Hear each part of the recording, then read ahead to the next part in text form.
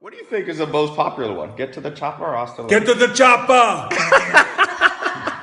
I am with the one and only Arnold Schwarzenegger, my dad and I's biggest idol growing up, and we're in the kitchen here. We've been having an amazing conversation, talking about stuff we can't share, but let's talk about Total Recall. I have it recommended in my top best books. So Good taste. good taste? Yes. You know, the first thing I would say about the book is, we were just talking about this.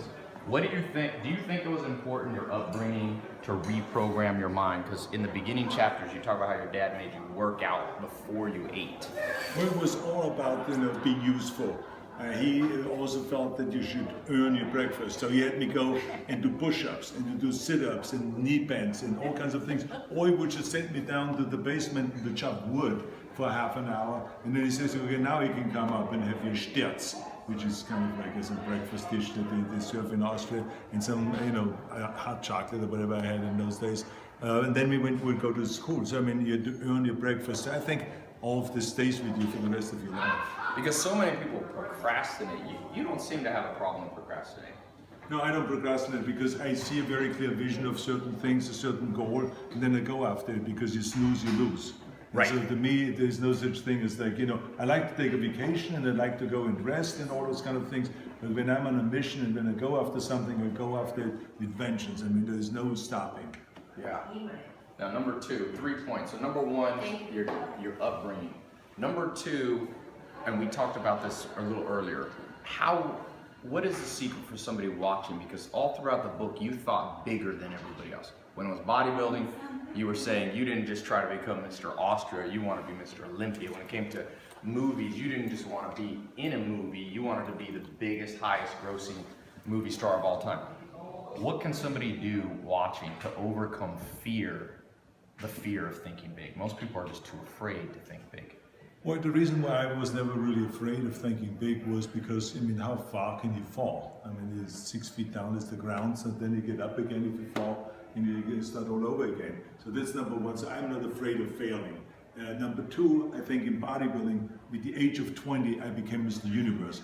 I accomplished my goals. I knew that through hard work and the various different rules that I applied to become the world champion, and having a very clear vision that I'm going to be that world champion, just like Reg Park, that was important to me. So when I did that, I realized that you can do this with anything. It takes just as much effort. It doesn't take any more effort. You just have to believe in yourself, and you have to believe 100% on your goal. And then it becomes such a pleasure to work towards that goal, no matter how big the struggle is, because you know that every struggle and every effort you put in takes you one step closer accomplishing that goal. That's amazing. Now, number three, my biggest takeaway from the book was reps and sets, repetitions. So many people want to do big things, but they're not willing to put in that repetition, like, obviously lifting weights. But how do you apply repetitions to other things you did, like acting? You talk about things. What were some specific techniques? Well, let me just give you an example. I mean, in bodybuilding and in lifting and in sports, you learn about the reps. That the more often you do something, the better you get. So the same is also with a scene. If I study for a scene in a movie, then I do a rehearsal, not just 3 times. I do it 20, 30, 40 times, that scene. So when I get to the set, I know the dialogue, and I then can move around freely and just be the character rather than having to worry about the dialogue and the sentence and the way it's structured and all those kind of things. So it's reps. And the same thing is with everything else. Look, in skiing, the more you ski, the better you get in skiing. The more you play the piano. Look at these little girls that you see sometimes on stage. They practice 7 hours a day piano. I mean, it's reps. It's reps. That's why I said to people, I said, the key thing is, and one of the rules of success is to work your ass off. Reps. There is no shortcut. Forget about the shortcuts. Just work your ass off, and then you will accomplish something. It's amazing. Now, last bonus little point for somebody watching. You talk about this in the book. Daily routine. It's important that people have a good daily routine. What's a rough outline, without getting into everything, that you think a routine, and you talk about this in the book, Total Recall, a routine people can emulate that you kind of pioneered? Well, I have a simple routine. I get up early in the morning. I believe what Ted Turner said, early to bed, early to rise, work like hell, and advertise. And so this is what I believe in. So I go to bed early, it's around 10 o'clock, then I wake up at 4 o'clock in the morning, which is 6 hours of sleep. That's all you need. And if you need more, then just sleep a little faster. And then I just get going. You know, I mean, then I read. Yeah. I read the newspaper, I read articles, I go on the internet and I read, and then by the time comes 6 o'clock, I get on my bike, I ride down to the gym, I work out for an hour, then I ride back again, have my breakfast. So this is a routine just to get the day going before I ever go to the office or before I start some serious work. So it's a routine. And empty, you like the empty stomach workout? Yeah, because I mean, I have enough fat on my body, trust me. I'm not one of those 5% body fat kind of a guys. I'm the 15% body fat kind of a guy. So therefore, I have enough fat that I will survive a 1 hour workout and a 1 hour bike ride. I know that for sure. So far, I've never fallen off the bike and never worried about that. Well, you're a mentor to millions of people, and you told me you think mentors is one of the most important things.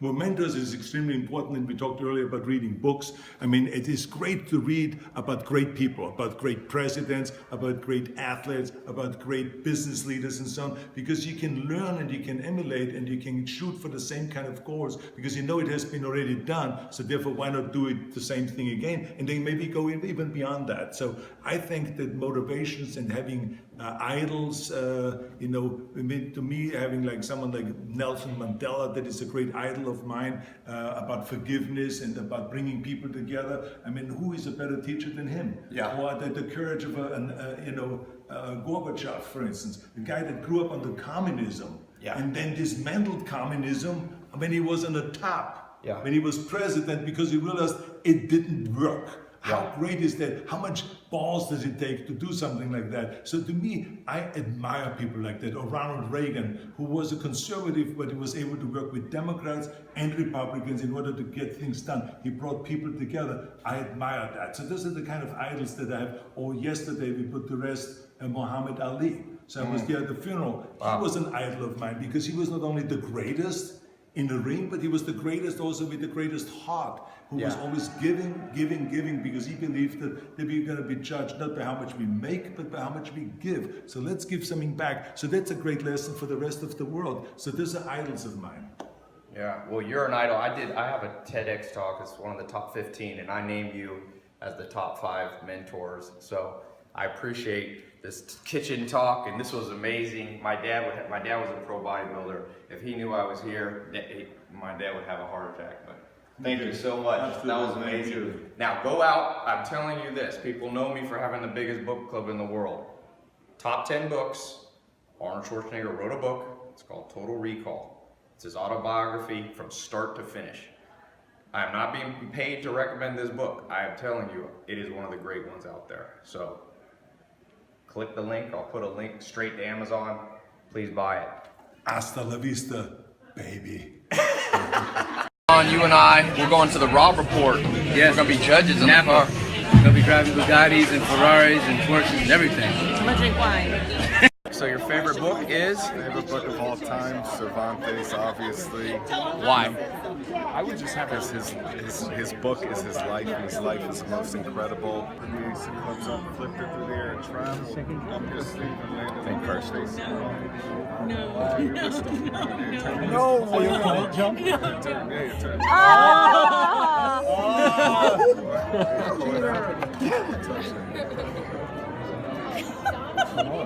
You mean on that phone?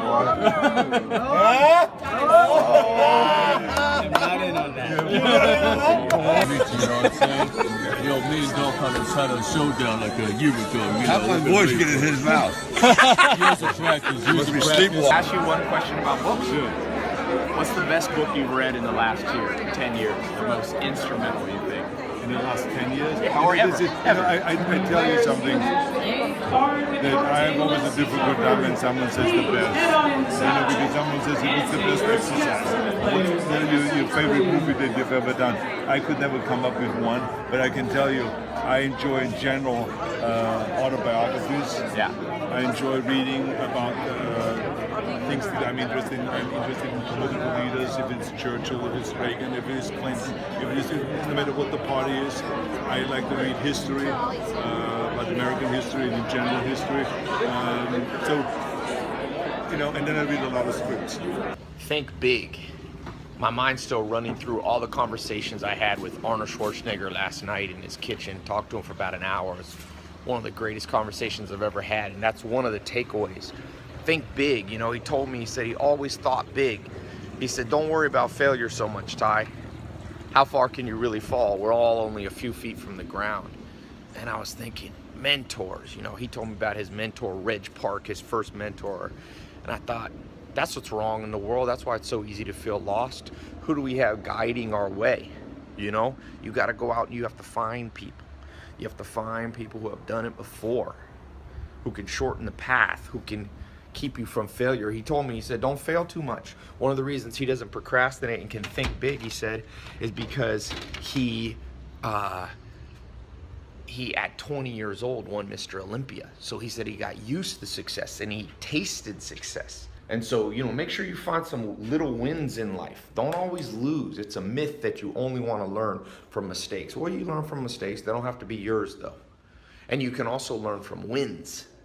You know, Arnold learned from his wins. There's my dad. I told him, I said, my dad was a pro bodybuilder. My dad would love that I'm in here talking with you, Arnold. There's Arnold. 7-time Mr. Olympia. Multimillionaire before he was 30 in real estate.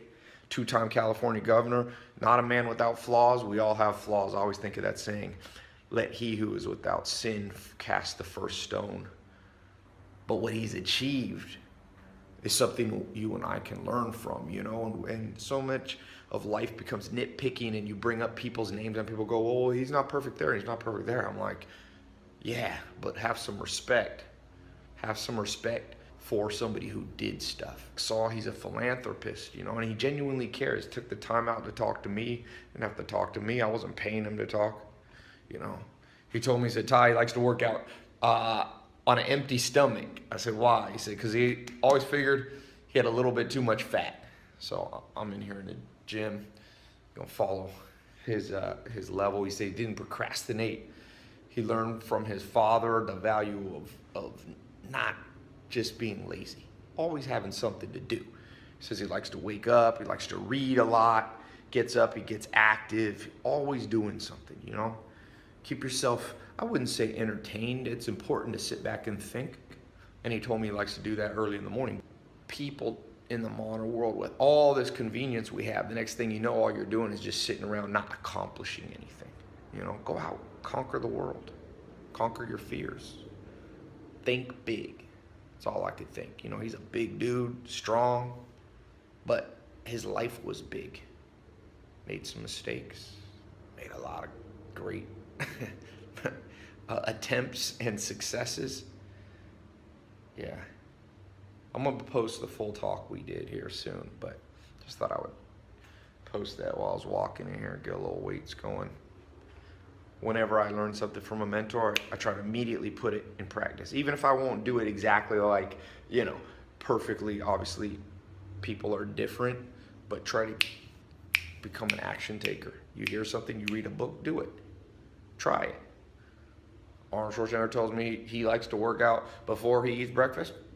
Hey, can't get a better piece of advice from a, you know, man who achieved, like I said, 7-time Mr. Olympia. So, who's your mentor? How big you thinking? How much do you fear falling? Watch from my video. I'm gonna post the full talk, most of it. Some of it's private, but post a good bit of it. All right. Oh, by the way, leave me a comment. Comment on something you've been putting off that you know you should do. Some area you're not thinking big that you know you can think big in now.